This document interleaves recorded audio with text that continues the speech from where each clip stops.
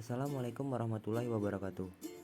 Perkenalkan, kami dari kelompok 7 yang beranggotakan Andika Wahyu Yulianto, saya sendiri, Kelvin Anjova, Andi Alpedronasa, Tengku Abdul Rizky Syafi'i, dan Beni Saragi ingin mempresentasikan materi kami yang berjudul Manajemen Mutu.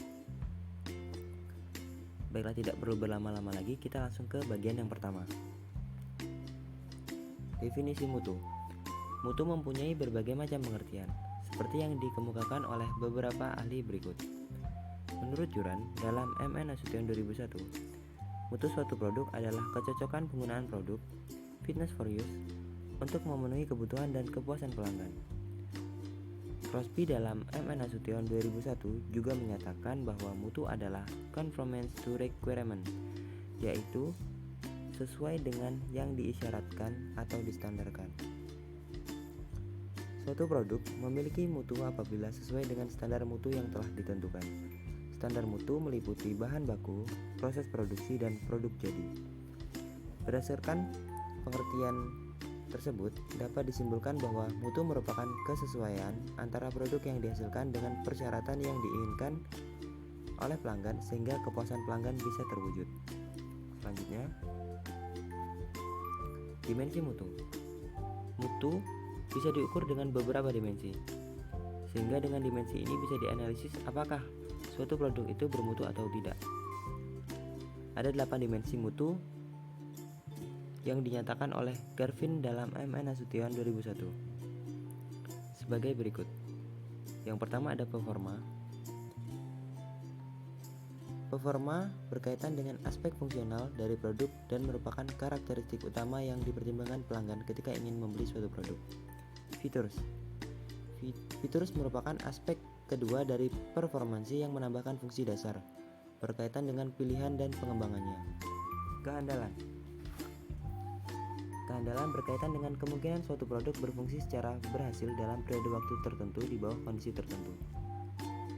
Konformansi berkaitan dengan tingkat kesesuaian produk terhadap spesifikasi yang telah ditetapkan sebelumnya berdasarkan keinginan pelanggan. Daya tahan merupakan ukuran masa pakai suatu produk. Karakteristik ini berkaitan dengan daya tahan dari produk itu. Kemampuan pelayanan merupakan karakteristik yang berkaitan dengan kecepatan, kompetensi, kemudahan, serta akurasi dalam perbaikan. Estetika, karakteristik mengenai keindahan yang bersifat subjektif sehingga berkaitan dengan pertimbangan pribadi dan refleksi dari preferensi atau pilihan individual. Terakhir, kualitas yang dipersepsikan bersifat subjektif berkaitan dengan perasaan pelanggan dalam mengonsumsi produk seperti meningkatkan harga diri. Selanjutnya, pentingnya mutu. Mutu merupakan suatu hal yang ada dalam produk, bersifat memuaskan pelanggan. Baik buruknya mutu produk itu sendiri ditentukan oleh konsumen, sehingga mutu suatu produk itu menjadi sangat penting agar konsumen tidak kabur. Dan dari mutu ini, perusahaan bisnis dapat menjual lebih banyak produknya. Selanjutnya, permasalahan mutu. Ada 3 kecenderungan berbeda yang harus dihadapi secara jujur oleh perusahaan yang merancang, memproses, dan menjual produk ke dalam pasar masa kini yang kompetitif. Yang pertama, peningkatan syarat mutu yang diminta oleh konsumen. Pembeli telah menaikkan persyaratan mutu dengan sangat tajam. Kecenderungan ini akan diperkuat dengan timbulnya persaingan yang hebat dalam periode mendatang. Pelanggan mengharapkan suatu produk yang dapat berfungsi dengan memuaskan dan terandalkan selama masa hidup produk tersebut, dan mengharapkan produsen dapat meyakinkan bahwa demikianlah kenyataannya. Yang kedua, praktek mutu dan teknik masa kini akan ketinggalan zaman. Hal ini merupakan akibat dari naiknya permintaan pelanggan dan produk-produk yang bermutu lebih tinggi, sehingga perkembangan yang cepat dari teknologi, produk baru, dan permintaan akan kenaikan prestasi produk membuat keandalan rancangan menjadi esensial. Yang ketiga, biaya mutu menjadi sangat tinggi. Untuk banyak perusahaan, biaya untuk itu dapat menjadi terlalu tinggi jika perusahaan ini harus memelihara dan memperbaiki posisi mereka yang kompetitif untuk jangka waktu yang panjang. Selanjutnya, biaya mutu. Biaya mutu adalah biaya-biaya yang timbul karena mungkin atau telah terdapat produk yang mutunya buruk. Definisi ini mengimplikasikan bahwa biaya mutu berhubungan dengan dua subkategori berkaitan dengan mutu, yaitu yang pertama adalah kegiatan pengendalian dan yang kedua adalah kegiatan karena kegagalan. Dari masing-masing kegiatan ini, maka akan terdapat biaya-biaya yang timbul. Kegiatan pengendalian yang pertama, timbulnya biaya pencegahan. Biaya ini terjadi untuk mencegah mutu yang buruk pada produk atau jasa yang dihasilkan. Yang kedua, biaya penilaian. Biaya ini terjadi untuk menentukan apakah produk dan jasa telah sesuai dengan persyaratan atau kebutuhan pelanggan. Selanjutnya, kegiatan karena kegagalan. Yang pertama, biaya kegagalan internal. Biaya ini terjadi karena produk dan jasa yang dihasilkan tidak sesuai kebutuhan pelanggan. Ketidaksesuaian ini dideteksi sebelum dikirim ke pihak luar. Kedua, biaya kegagalan eksternal. Biaya ini terjadi karena produk dan jasa yang dihasilkan gagal memenuhi syarat atau tidak memuaskan kebutuhan pelanggan setelah produk disampaikan ke pelanggan. Selanjutnya, manfaat manajemen mutu.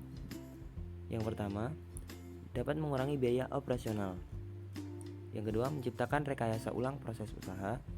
Yang ketiga, memperoleh atau membangun keunggulan kompetitif. Yang keempat, membangun dasar untuk mendapatkan pengakuan atau sertifikasi. Yang kelima, membangun proses peningkatan yang berkelanjutan. Dan yang keenam, meningkatkan kepuasan pelanggan serta meningkatkan moral perusahaan. Selanjutnya akan dilanjutkan oleh teman saya. Selanjutnya yaitu perkembangan manajemen mutu, yaitu di era inspeksi ya pada tahun 1920 dan 1939 ada 3 tahap, yaitu belum banyak pilihan dan juga dimulai metode pengecekan produk barang yang akan dijual, dan yang ketiga itu konsep statistik untuk penilaian variabel produk seperti panjang, lebar, berat, dan tinggi. Yang kedua itu yaitu era pengendalian mutu pada tahun 1940 sampai 1959. Ini memiliki 2 tahap juga, yaitu tentang diagram sebab dan akibat, dan yang terakhir yaitu tentang menekankan pada pengendalian mutu, keseragaman produk, dan pengurangan aktivitas inspeksi dengan kontrol statistik dalam proses produksi dan perbaiki kualitas atau mutu produk. Yang ketiga itu era penjaminan mutu. Ada 3 tahap juga pada tahun 1960 sampai 1979. Yang terakhir itu ada era manajemen mutu terpadu pada tahun 1980 hingga sekarang. 40 terkenal dengan teori Time and Motion Studies, memperkenalkan manajemen mutu terpadu atau MMT atau Total Quality Management atau TQM. TQM digunakan dalam manufaktur, pendidikan, pemerintahan, dan industri jasa, juga program-program NASA. Selanjutnya yaitu standar sistem manajemen mutu. Ada 4 standar ISO 9000, yaitu yang terdiri dari ISO 9000 banding 2000, yang itu menguraikan dasar-dasar sistem manajemen mutu dan istilah bagi sistem manajemen mutu. Yang kedua, ISO 9001 banding 2000, yaitu merinci persyaratan dalam sistem manajemen mutu. Yang ketiga, ISO 9004 banding 2000, yaitu menyediakan panduan yang mempertimbangkan keaktifan maupun efisiensi sistem manajemen mutu. Dan yang terakhir itu ISO 19011 banding 2002, memberi panduan tentang pengauditan sistem manajemen mutu dan lingkungan. Baik, saya akan melanjutkan materinya, yaitu prinsip manajemen mutu. Yang pertama, fokus pada pelangganan. Organisasi harus memahami kebutuhan masa kini dan mendatang, serta memenuhi harapan pelanggan. Yang kedua, kepemimpinan. Pimpinan menetapkan kesatuan tujuan dan arah organisasi dan melibatkan diri dalam pencapaian sasaran organisasi. Yang ketiga, pelibatan anggota. Anggota dilibatkan pada setiap proses untuk menyusun arah, tujuan, peralatan untuk mencapai tujuan mutu. Yang keempat itu pendekatan proses. Pendekatan proses utama dalam perusahaan dengan menekankan keinginan pelanggan. Yang kelima itu yaitu tentang pendekatan sistem pada manajemen. Pengelolaan proses yang saling terkait sebagai suatu sistem untuk keefektifan dan efisiensi organisasi dalam mencapai sasaran. Yang keenam yaitu perbaikan kesinambungan. Mutu menjadi pusat fokus sasaran tetap dari organisasi. Yang ketujuh itu tentang pendekatan fakta pada pengambilan keputusan. Keputusan diambil berdasarkan analisis data dan informasi. Yang kedelapan yaitu hubungan yang saling menguntungkan dengan pemasok. Hubungan antara organisasi dan pemasoknya yang saling bergantung dan saling menguntungkan akan meningkatkan kemampuan keduanya untuk mencapai nilai. Selanjutnya yaitu alat dan teknik pengendalian mutu. 7 alat untuk pengendalian mutu yaitu check sheet, histogram, diagram Pareto, diagram sebab dan akibat, diagram pencar, bagan aliran, bagan kendali, sigma, Six Sigma, dan 7 alat baru untuk peningkatan mutu yaitu diagram afinitas, grafik hubungan timbal balik, diagram pohon, grid prioritas, diagram matriks, bagan proses keputusan program, diagram jaringan kerja, dan 5S. Yang pertama, 7 alat pengendalian mutu. Tujuan utama lembar pengecekan ialah untuk menjamin bahwa data dikumpulkan secara hati-hati dan akurat untuk mengontrol proses dan bentuk pengambilan keputusan. Seringkali digunakan untuk mengetahui ketidaksesuaian. Diagram sebab akibat merupakan suatu grafik yang menggambarkan hubungan antara suatu efek atau masalah dengan penyebab potensialnya. Hasil analisis menunjukkan penyebab jagung tidak meletus atau berondong yang tidak merekah disebabkan oleh usia yang masih muda dan panas kurang. Berikut contoh diagram sebab akibat tentang permasalahan jagung yang tidak meletus saat pembuatan berondong. 2. 7 alat baru peningkatan mutu. Diagram afinitas untuk mengembangkan ide terkait isu atau kasus dan dikelompokkan secara hierarki membentuk diagram. Kemudian diagram pohon, mengidentifikasi tahapan yang diperlukan dalam memecahkan masalah. Kemudian grafik hubungan timbal balik, hubungan di antara isu-isu yang berbeda. Kemudian grid prioritas, untuk membuat keputusan yang memiliki berbagai kriteria atau alternatif pilihan. Selanjutnya diagram matriks, yaitu untuk menunjukkan hubungan antara berbagai ide atau isu. Selanjutnya bagan proses keputusan program, membantu mengidentifikasi kemungkinan ketidakpastian yang berhubungan dengan penerapan program. Selanjutnya diagram jaringan kerja, menggambarkan hubungan berbagai kegiatan serta mengidentifikasi kegiatan kritis atau lintas kritis. Six Sigma dikembangkan oleh Motorola sebagai hasil dari pengalaman manufakturnya. Bertujuan untuk mengurangi variabilitas dalam karakteristik utama mutu produk pada tingkat yang sangat rendah. Produk tinggi dengan jumlah komponen yang sangat banyak memiliki kemungkinan adanya kegagalan atau cacat. Meskipun ini terlihat wajar, tetapi untuk suatu produk yang berteknologi tinggi seperti otomotif atau pesawat terbang yang memiliki banyak komponen, angka ini tidak dapat diterima. Berikut tabel dan kurva Six dan Sigma. Akan melanjutkan materi dari Kelvin dan Jova. 5S yaitu alat yang berguna bagi perusahaan yang baru mulai menerapkan peningkatan mutu yang bertujuan meningkatkan produktivitas kerja. 5S diambil dari kata sebagai berikut. Yang pertama, seiri, yaitu menyingkirkan dan membuang segala sesuatu yang tidak diperlukan. Yang kedua, seiton, kerapian tempat kerja, semua barang ditempatkan pada tempat yang sesuai dengan peruntukannya dan diberi label. Yang ketiga, seiso, diartikan sebagai bersih, membersihkan semua fasilitas dan lingkungan kerja dari kotoran serta membuang sampah pada tempatnya. Yang keempat, seiketsu, berarti standarisasi yang perlu distandarkan adalah tempat kerja dan prosedur. Yang kelima, shitsuke, disiplin yang diperlukan untuk memelihara perubahan yang telah dibuat 4S yang sebelumnya. Deming Prize. Deming Prize adalah suatu penghargaan yang diberikan pada suatu perusahaan, baik itu jasa maupun manufaktur yang berhasil atau sukses dalam menjalankan kriteria yang ada.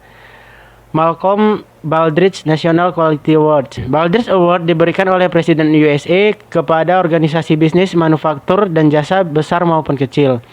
Pendidikan serta kesehatan yang mengajukan diri serta dinilai sangat baik outstanding pada 7 kriteria penilaian, yaitu leadership, strategic planning, customer and market focus, measurement, analysis and knowledge management, human research focus, process management, and research. Kongres meluncurkan program penghargaan ini pada tahun 1987 untuk memberikan pengakuan dan penghargaan kepada organisasi bisnis di USA dalam hal pencapaiannya pada kualitas dan performansi serta untuk meningkatkan kesadaran tentang pentingnya kualitas dan performansi yang baik sebagai competitive edge. European Quality Awards. European Quality Awards Eropa. Penghargaan tersebut bertujuan untuk memberikan pemahaman organisasi yang ditujukan dalam excellence of business performance yang dicapai melalui adopsi dan pengembangan prinsip-prinsip manajemen kualitas. ISO 9000. ISO 9000 adalah sebuah seri dari 5 standar internasional yang diterbitkan tahun 1987 oleh International Organization for Standardization di Jenewa, Swiss. Perusahaan dapat menggunakan standar-standar yang ada untuk membantu menentukan kebutuhan dalam mempertahankan sistem kesesuaian kualitas yang efisien. Terima kasih.